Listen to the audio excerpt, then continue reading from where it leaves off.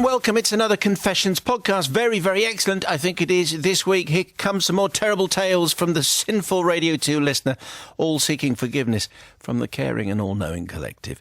This week's concise collection features a Tony-winning Tabernacle turn, a Scottish sweetheart Scotch-fuelled salutation, which goes wrong, a Blue Nun's naughty note, and a confessional confession in a Catholic style. Wake up indeed.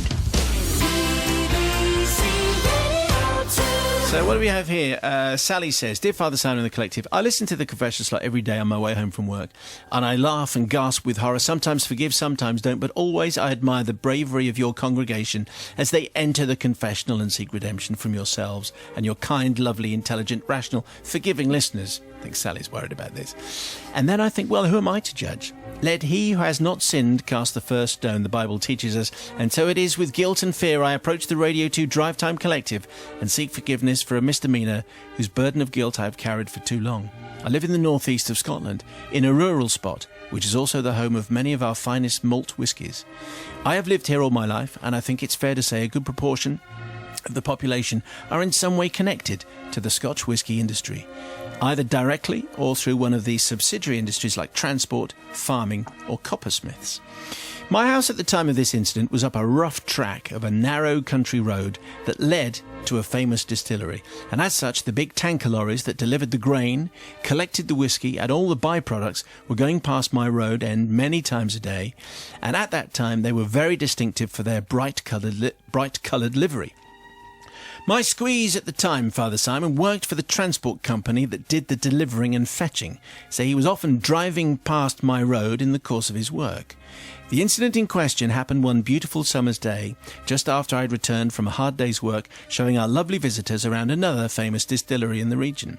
I was very hot, so I decided to change into a floaty summer dress, as you do when the sun is shining.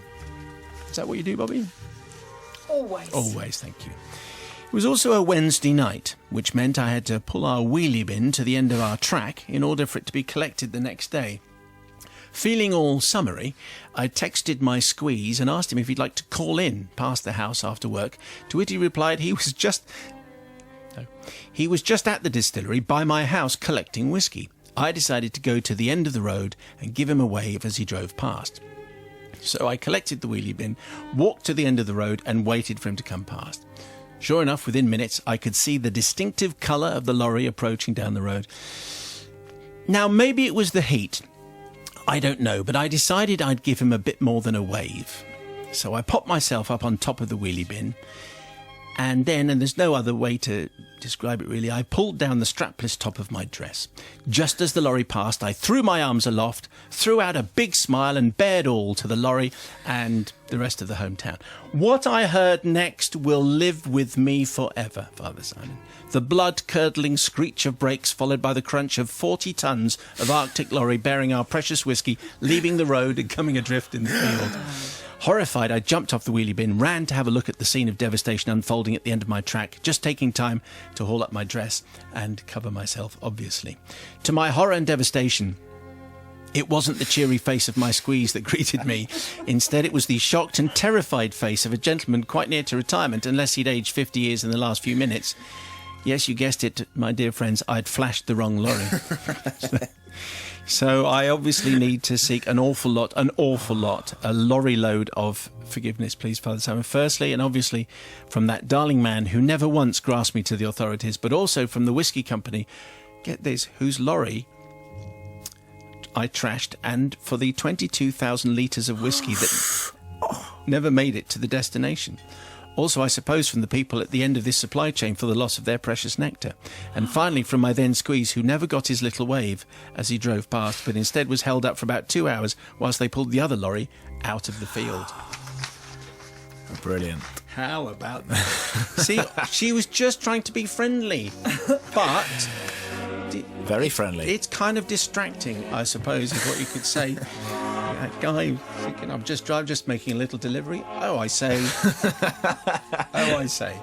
as they say in the northeast. So let's see what Sister Rebecca Like makes in all of these that. things, I think she should have waited until she saw the whites of his eyes until she did the deed, actually. I think she obviously went too early. But I think the thought behind it was very sweet, wasn't it? Because obviously it was meant for her squeeze. I'm sure that the whiskey company would have been covered by insurance. So I'm going to argue that there was no harm done, actually. And the guy who was driving probably had quite a different story to tell. Nice day and a good anecdote to tell. Exactly.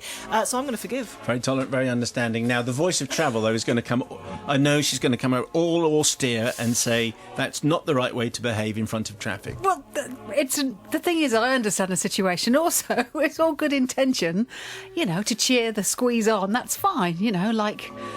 however, I think I'm thinking of it. What amazed me is she managed to sit on top of the wheelie bin. I never would have been able to get up there without That's an falling interesting off. point. I mean, this is really quite a display that was happening. I thought she was going to do a Marilyn Monroe, but she didn't. So what I would say is intentions were good. However, this is a perfect example of good intentions going bad. Yes. I am really sorry about that much whiskey going lost. And also, what a lovely man to say, I crashed my lorry and it was nobody's fault. It wasn't that lady who flashed me. I mean, she could have been, what a great, lovely man. And because he forgave her, I think I have to say, I have to forgive her too. Brother Michael. I can't stop smiling, imagining the driver's face as he drove past.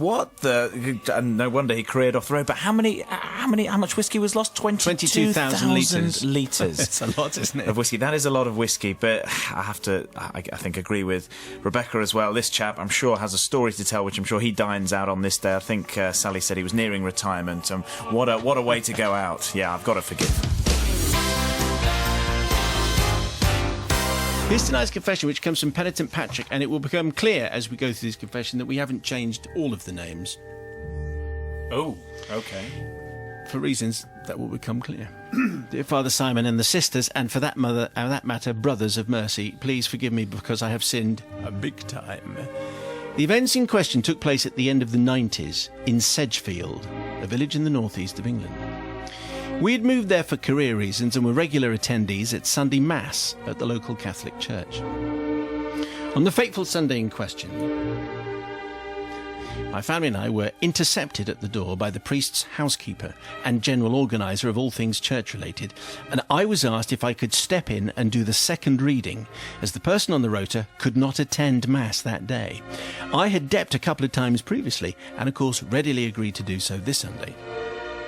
We made our way to a free pew, and just when shuffling into our seats, my wife pointed out the reserved signs lying along the bench, so we duly shuffled out and took our places in the vacant pew behind. A few moments later, after we had checked out the hymns for the Mass and I had looked over the reading I was due to deliver, 3 burly black-suited men, no shades as I recall, took positions at the sides of the church and scanned the congregation. Wow, this is already good. Shortly afterwards, who should file into church but the serving Prime Minister at the time, the Right Honourable Tony Blair, accompanied by Cherie and their children. They took up their... I got your attention, am I? Yes. They took up their positions in the pew in front of us, and they nodded a warm greeting to everybody. The Mass progressed, predictably enough, and when time came for the first reading, to my surprise and everyone else's delight, Mr. Blair made his way to the front and delivered a reading from the book of Job, in what your listeners will know as his own distinctive style, which is naturally very well received by the congregation. The reading over, amens exchanged, Tony made his way back to the pew, and I stepped up to deliver the second reading from St. Paul's letter to the Corinthians. The reading went well. I knew how to pace myself for these readings, speak more clearly, lift my head occasionally, and pause for effect when necessary. It's only at around the halfway mark that I began to notice a few members of the congregation exchange puzzled glances, and my wife and children's mouths begin to slowly hang open in mounting disbelief and horror. No matter. From my point of view, I had the timing and intonation just right. In fact, I thought St. Paul had never sounded so good. So authoritative, yet caring. So in touch with his people. So prime ministerial, in fact. And that was the problem. In my enthusiasm to give a good professional reading, I had fallen into the trap of mimicking the mannerisms of the previous reader. his tone of voice, his pacing, and even, Lord help me, his hand gestures. As far as I could tell, I was delivering the reading with professionalism and polish. As far as my family were concerned, I was treating them and the whole of the congregation of churchgoers and the Prime Minister himself to my legendary impression of Tony Blair. It was no use. I was on a runaway train, powerless to stop as sentence after sentence of St. Paul's words came out as if written and delivered by the Prime Minister himself. Eventually the reading drew to a close, and in an almost out-of-body experience, I heard myself say in full Tony Blair mode, "This is head up." Head up, parallel hand gesture, overly sincere expression. The word of the Lord, yeah? Amen, chorused the bemused congregation. I don't think I added any "you knows" and "I means" and "come on guys, it's Tony," but I can't actually be sure. So, Father Simon and the Forgiving Collective, I do seek forgiveness and absolution, not from Tony Blair, who seemed completely unconcerned at my homage to his oratorical skills. In fact, he turned round and shook my hand at the end of Mass. Nor do I seek forgiveness from the congregation that Saturday, but it is to my wonderful long-suffering wife and two marvellous and equally long-suffering children from whom I need forgiveness for forcing them to endure one of my admittedly better impersonations, performed not in the comfort and safety of our own home, but in public and in front of a captive audience, and indeed the impersonatee himself, and for the humiliation of probably being known in the village and school thereafter as "Aren't you the one whose husband/dad impersonated Tony Blair in church?" My only crumb of comfort is that I didn't deliver it with my Sean Connery or William Shatner impression.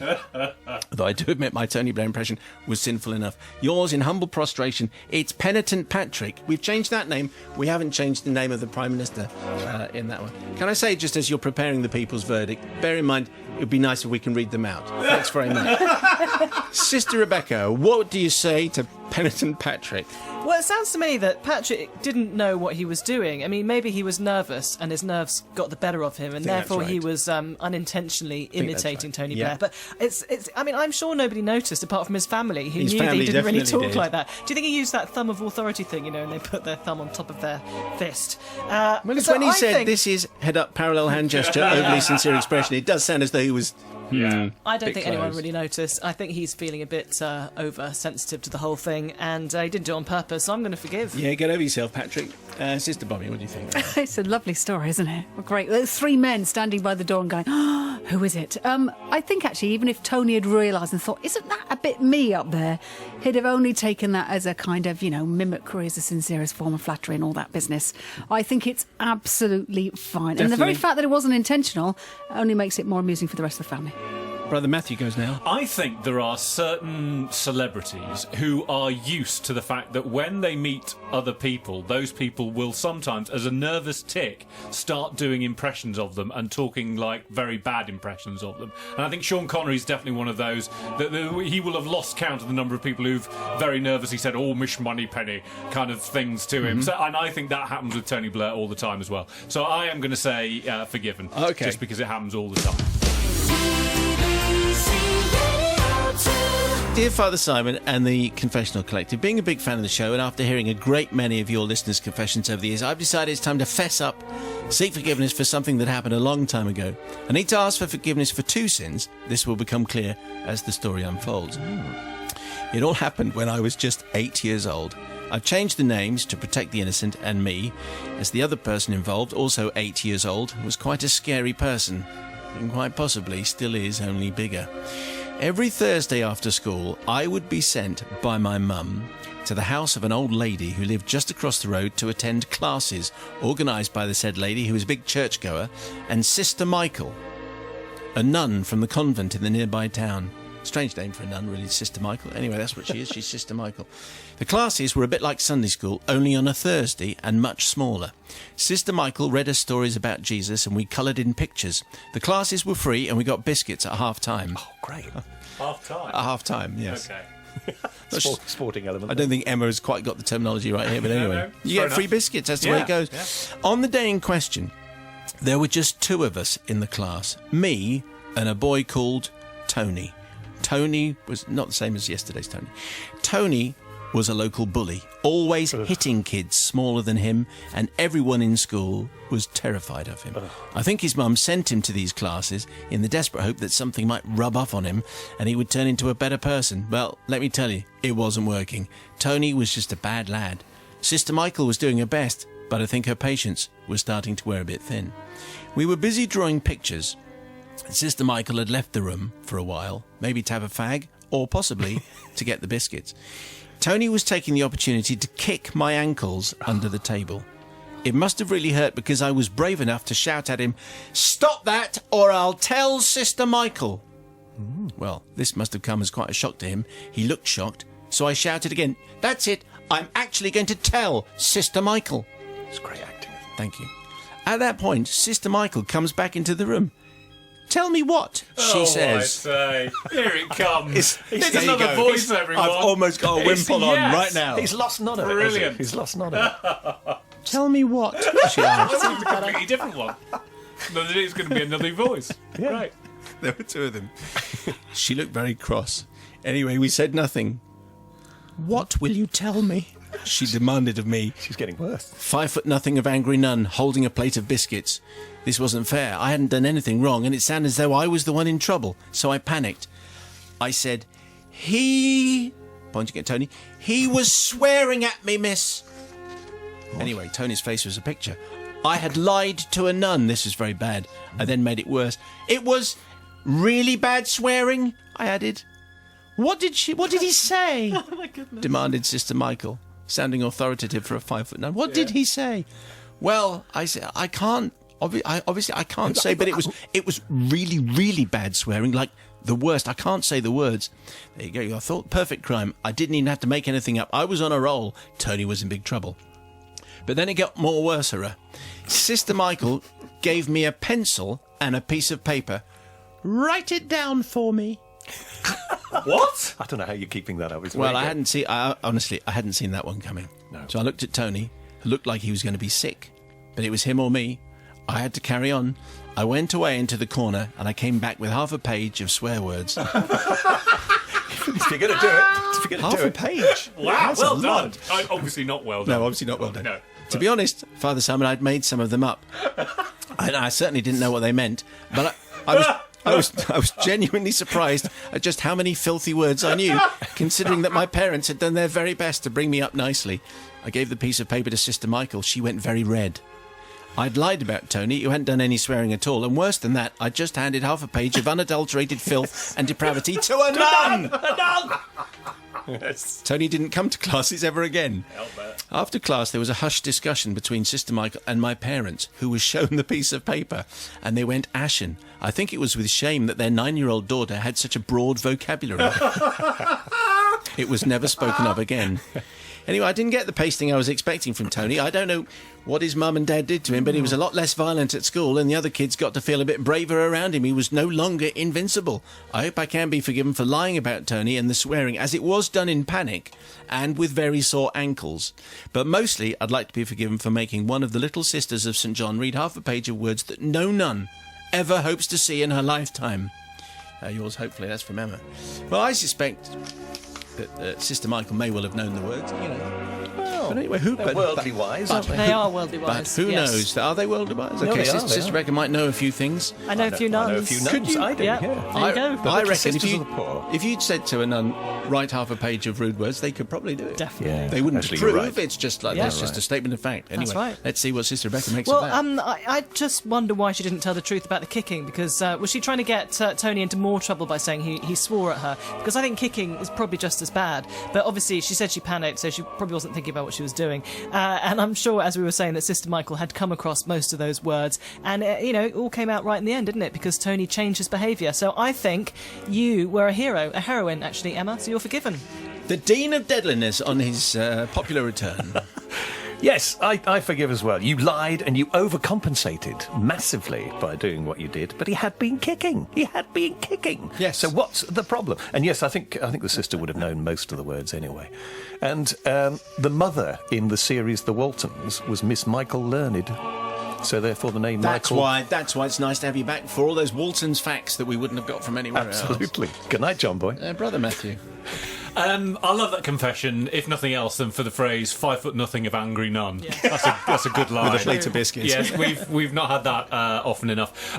Naughty words are always hilarious when you're very young, and obviously we don't condone it, but, let's face it, whenever we got our first dictionary, that's the first thing we started looking up, was the naughty words. So being able to fill an entire page full of naughty words seems like enormous fun to me if you're 9. So I am going to say definitely forgiven for that. So here we go. Here's tonight's confession, which comes from Deborah. Deborah, you're very welcome, and thank you for this tale. Father Simon and the Holy Collective, I would like forgiveness from my primary school teacher, Ms. Smith, not her real name, who was my teacher in 1966 when I was 4, in an area of Glasgow. I'll leave it like that. I have to tell you, she was a scary woman who used various cruel techniques, including the belt, to make us cry. Go on, say it. Different times. Different times, but still not acceptable. On our very first day at school, we were given the belt, and I was told it's for your own benefit. Yeah, right. So you'll never misbehave, says Miss Smith, not her real name. I can still see us all standing there, trembling. My biggest mistake was not learning to cry quicker. She was very mean. The years roll on. They didn't soften her. I was now 9 years old. During this particular incident, which I will now relate, it's a kind of confession. As good Catholic children, we attended Mass every week, including confessions before Mass. We sat in a row at church like cattle waiting to be tagged. One day, I saw the priest coming out of his door. I knew my friend was due to go in to confess her sins, so, after watching the film The Green Beret and thinking I was John Wayne, I commandoed my way along the floor and sneaked into the priest's door. I was laughing, imagining how I was going to frighten my friend when she came in to give her confession. But then, horror of all horrors, my teacher came into the confessional box and started with, "Bless me, Father." I was terrified and confused. My mouth went dry and my hands began to tingle at the thought of just how much trouble I was going to be in. The worst thing was, I didn't stop her. Oh no! Quite right. Let's see what she's got to say. Well, obviously there's a secrecy in the confessional. Yeah. In those Not now, there days, isn't. in those days, the room the priest was in was covered, so I knew she couldn't see me. She talked for a while and then asked forgiveness from God and from me. So sorry, was she pretending to be the priest? Yes. Yes. Yes. Yes. Where was the priest? So she's gone for a lunch break. Have a cup of tea. Gin and tonic. One day I saw the priest coming out of his door. That was the bit. Okay. So then she's gone in. Okay, She's all gone clear, into the all priest's clear. side, Yep. whereas nasty teacher has gone in to confess her sins, and she clearly has quite a lot. So I knew she couldn't see me. So she talked for a while and then asked forgiveness from God and from me, the priest. I kept thinking, as you would, what would John Wayne do? So here's the crazy bit. In my deepest John Wayne voice, I said, gonna be good, this. "Go, my child. You are not to blame." Darth Vader. I'm a 9-year-old girl. I'm a 9-year-old Glaswegian girl pretending to be John Wayne. I am your father. I don't know how to be a 9-year-old Glaswegian girl being John Wayne, so I'm just being gruff. "Go, my child. You are not to blame." Trembling with fear, I waited until she left, then quickly commandoed back out and sat on my bench, awaiting the fate I thought I would get. But here's the thing. None came. The year rolled on, and she continued to teach me until I was 10 years old. Of course, she continued to dislike me intensely. After all, I had what she said was a cheeky face. Over 20 years later, at the age of 33, I was now walking down Sauchiehall Street where I saw her looking into a shop window, and I couldn't help myself. I stopped and said, "Hello, Miss Smith. Do you remember me?" She looked and said, it's amazing, "You still have a face I want to belt." What? My goodness. It made me laugh, so I said, "Not anymore, miss." And then here's the other twist, okay? As I started walking away, she called, "I hope you're not still playing at being priests." I can't work that one out. Anyway, says Deborah, I froze. I kept walking. I didn't turn around. What's worse is I never said sorry to her. So to this end, I seek forgiveness for not saying sorry or coming clean with her at the time and for being cowardly and walking away. Well, Deborah, I don't think you have anything to... Oh, gosh. I think there's a little bit of Catholic guilt running there because I think she should be apologising to you, not you apologising to her. But anyway, first of all, so she has her teacher confessing to her... That's like an epic novel. It was amazing. / sitcom. But did she actually know who she was confessing to? Did she actually see the child running away at the end? Anyway, who knows? It's a mystery. Sister Rebecca, what do you think about confessional what confession? did she confess Well, to? that's That's the what I point. want to know. Deborah has not told any stories outside the confessional box, has she? Well, so she's she's actually a good Catholic abiding girl. by the rules because she was, at that point, a Yeah. priest, effectively. I can't believe that John this Wayne teacher... the priest.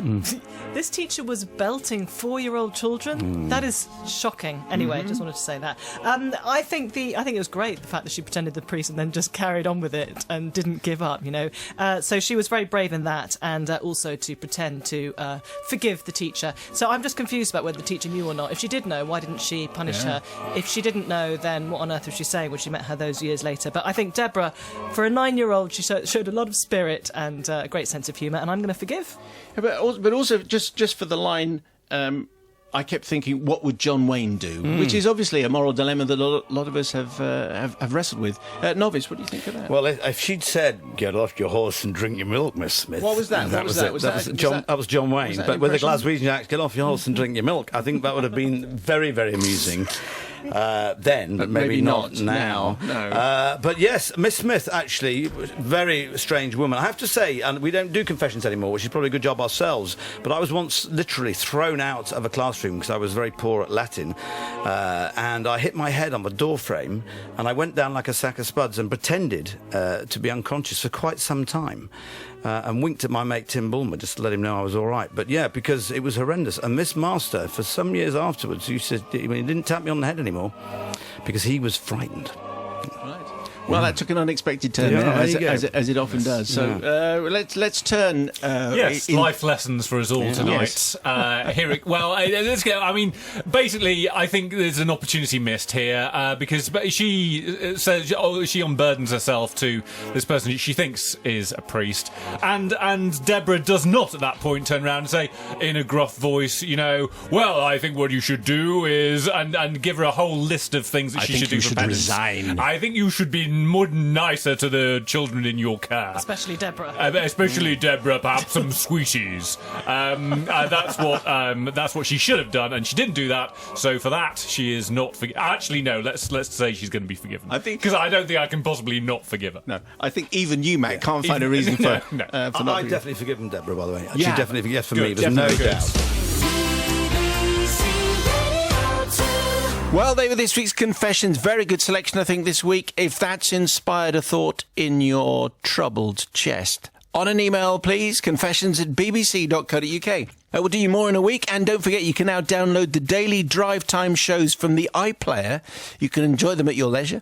This week, our guests were authors Margaret Atwood, David Baddiel, Bill Bryson, and chef Hugh Fernley Whittingstall, who joined Nigel for a very special Foodie Thursday.